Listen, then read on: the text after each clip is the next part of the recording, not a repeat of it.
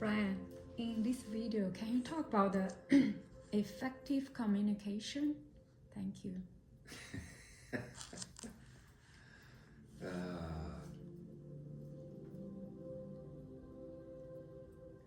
Because most of the time we're caught in self-consciousness and we're kind of busy being who we think we are, and that's our image, that's the role that we've created for ourselves in the drama of our lives. It's who we think we are, and there are all kinds of things that are programmed in there, but they're programmed at, again, the thinking level within the context of duality. And as long as we're in the context of duality, then there's always going to be a right or a wrong and a good or a bad or a fair or a just or whatever it is. And within that context, there's a lot of places when my perception, even when my truth doesn't align with yours, we can create conflict. We can create conflict without even being conscious about conflict.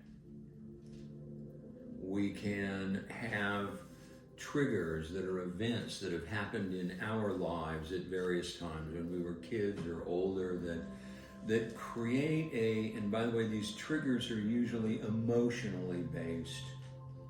And so what will happen is it'll be a situation that will remind us of an emotion. And by the way that we actually go into memory is mostly emotionally, okay? We go back and that's the way we sort. But we have one of these, maybe this trauma that I had, and that this is a situation that in some weird way reminds me of that, and I'll go into a reaction without even knowing I'm going into that reaction. Mainly when we find ourselves not connecting with people, it's usually something that we've made a judgment about somewhere, or that's been put into our personality and we don't even know where it comes from, but it might be it's just a bias. I had a client once that must have had someone in his childhood that scared him really badly that wore a red shirt. And he couldn't figure out why. And suddenly you begin to realize something else is going on here. There's a different kind of response. It's not one that I'm conscious of. And we have these little landmines, these little traps. They're buried all over in our unconscious and our subconscious. And they arise and they get in the way of us really knowing how to communicate, or they get their obstacles of communication that we don't even choose. They're just there.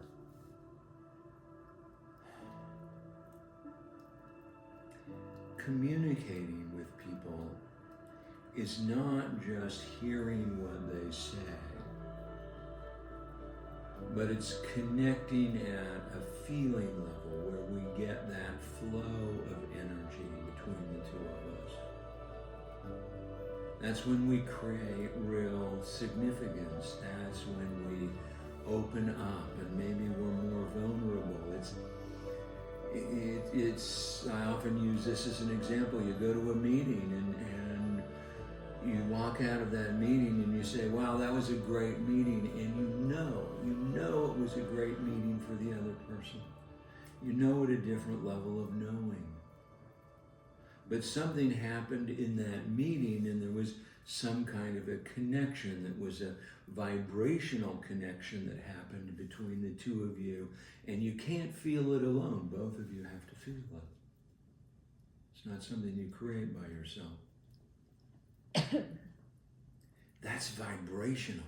That's energetic. That's emotional. There's that whole other range of things that we're not very aware of when we are communicating with each other.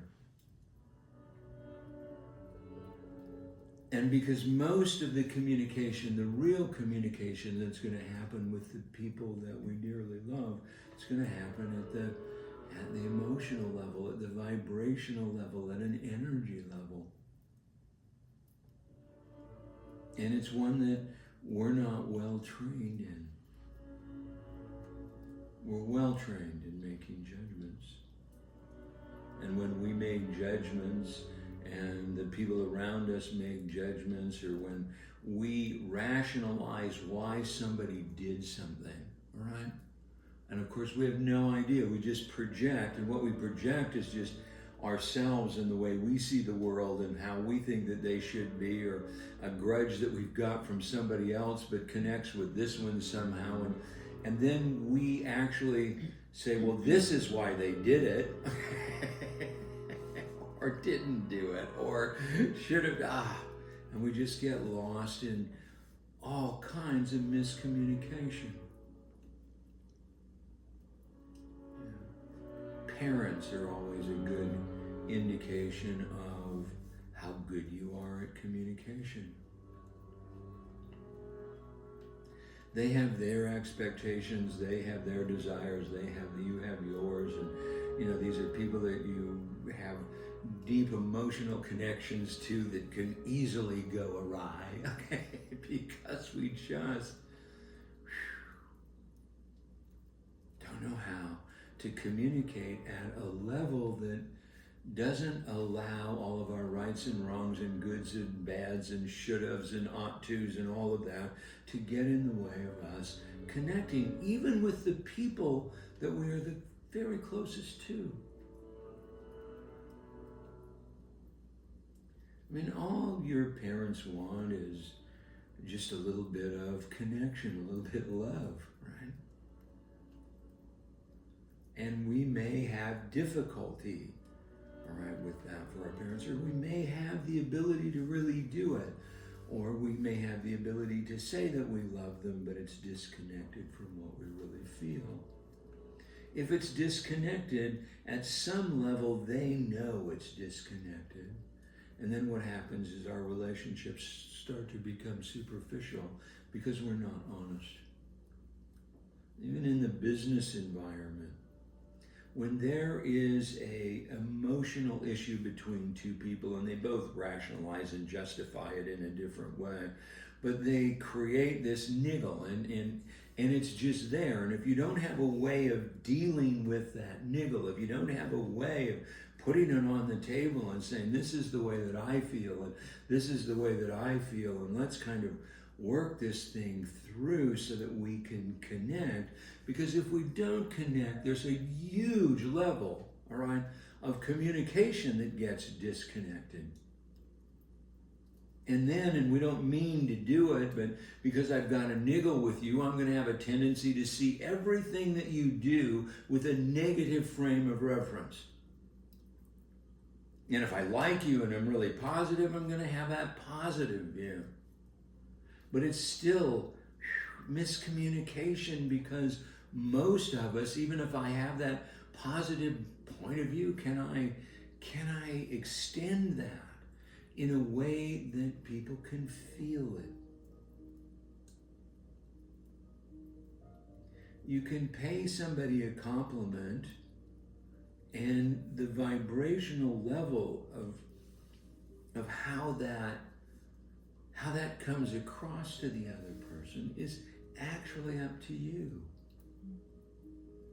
If it's authentic and if it's sincere and you've been practicing, sending out, good energy, right? Energy to people. It doesn't matter what you said. The energy is there. Like I do every morning when I'm at Swantip, I do a dog walk. We got this wild dog that really kind of likes to get out of his.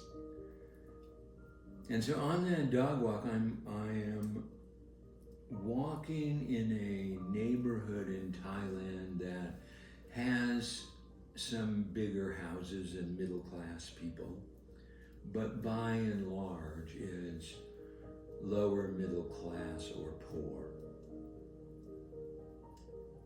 And there's a monastery that's at the end of my walk. But when I walk to that monastery, I'm going down the road, and all of the people that are there, and everyone that I connect with, my practice in that morning walk is to try and send good energy to absolutely every single person that I see. So I'm Sawadee Kop, how are you? Good morning, all right? And I'm smiling, and I try to keep that up by doing a little dance and kind of but to spread good cheer. That's the object, and some days I can do it in one way, and some days in another way, and some days it works, and some days it doesn't, and some days I'm phony. But every day I get just a different experience with, and by the way, it's purely energy because there's no language, right? They just think I'm the crazy Farang. But I know when I'm gone and when I come back, everybody misses me. And they stop their cars and roll down the window and give me a high five, and some of them I hug, and some of them but we have a sense of neighborhood and connection and community without there ever being a word spoken. Except a good morning, Sawadee Kop. So in our communication piece, we've got to include, all right, the emotional communication. What's really going on? In the first place, you have to look as you, what's going on with me emotionally? And then if I'm okay and I'm open to feeling, if I'm expanded, I can connect with the feelings of other people. I can give them energy. And the guy that's riding by on the motorcycle and that has a really grumpy look, and then what you do is you shift to compassion. Oh, he's having a bad day. Right? Or maybe he's having a bad life. We can hold on to those emotional energies so that they become the pattern of our lives. And that communicates something with everyone, probably a louder communication than any of the words that we try, because they're just going to be angry and create defensiveness. If we're angry, we get to live in an angry world. And we communicate that. And then when we do, that creates a corresponding vibrational communication. Defensive, maybe we're lucky and we get somebody that does compassion. Well, thank you. I'm impressed by your dog walker story. Thank you, Brian.